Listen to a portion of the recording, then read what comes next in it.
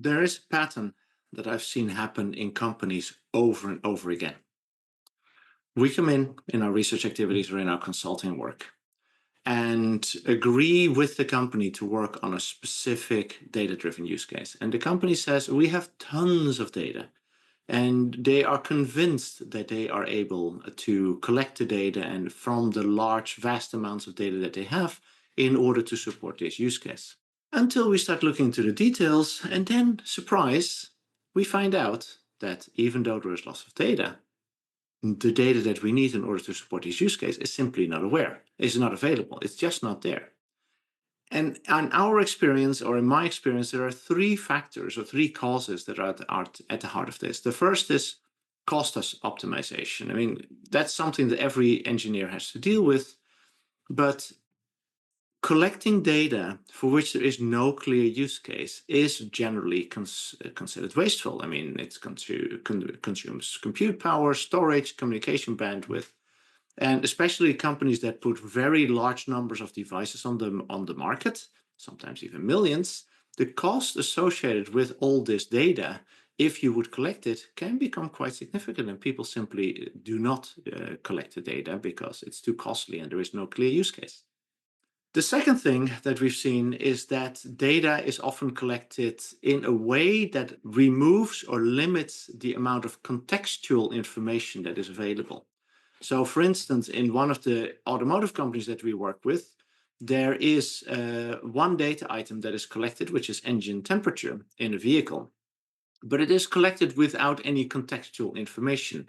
And that may mean that we have data that shows that the engine overheated at some point since the last service, but we don't know under what circumstances the engine overheated. And because of that, it is very difficult to use that kind of data for improving the design of the engine in order to avoid overheating of the engine. That's a second aspect. The third one is the timescale or the abstraction level of the data. I mean, in many products that we work with, the data is collected in a kind of aggregated fashion. So average power output, the average number of items produced during a certain time period, or the average speed of a vehicle.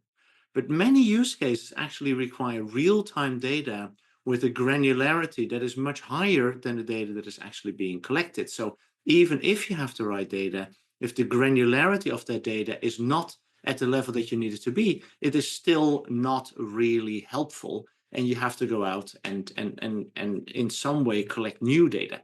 So one of the key discussions in this context that very often comes up is, should we collect data just in case, or should we collect data just in time?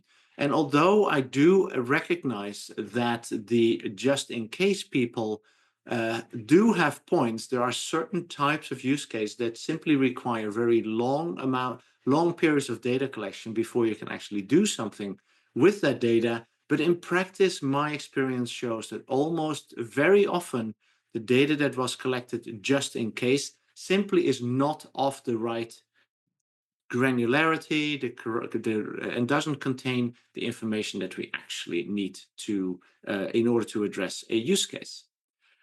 A second discussion that comes up, and for the last part, what I'm concerned with is that rather than simply designing the product and having a number of data generation items coming out, I believe that every product needs to be designed in such a way that we have a very carefully architected data infrastructure as part of the product that allows us to very easily start collecting data that we are going to need for a specific use case, rather than to have to put all the points of data collection in the product from the beginning. A second discussion that comes up very often is where to process and store the data. For this, we can identify four levels. The first is, of course, the device itself has typically some processing and storage capacity, and you can use that, but often it is quite limited. And even though there is very little need for communication in that context, there is, of course, a much higher cost in the product itself, because you need to include more processing and storage capacity if you want to leave a lot of data on the device itself.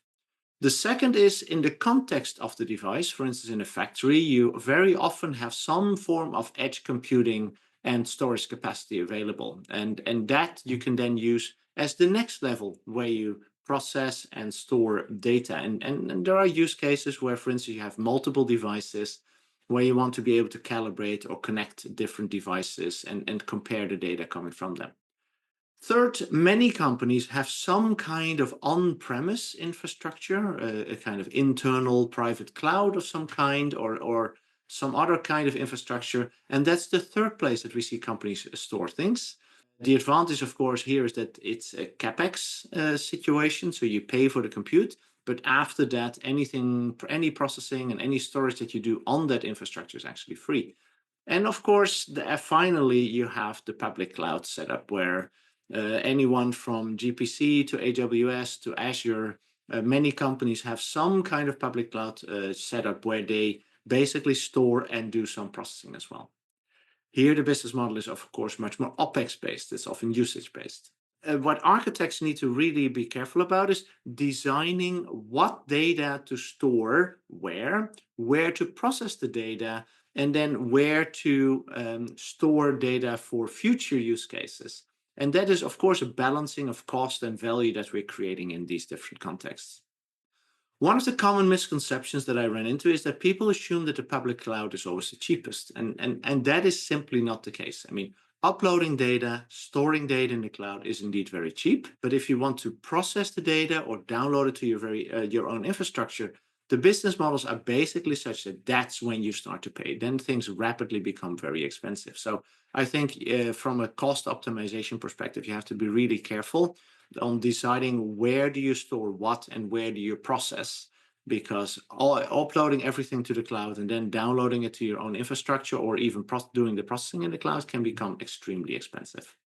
So with that, careful design of the data infrastructure where you do objective and rational trade-offs between cost, extensibility, future-proofing, and focusing on the value that you can create with data-driven use cases is, I believe, very critical in order to build successful products.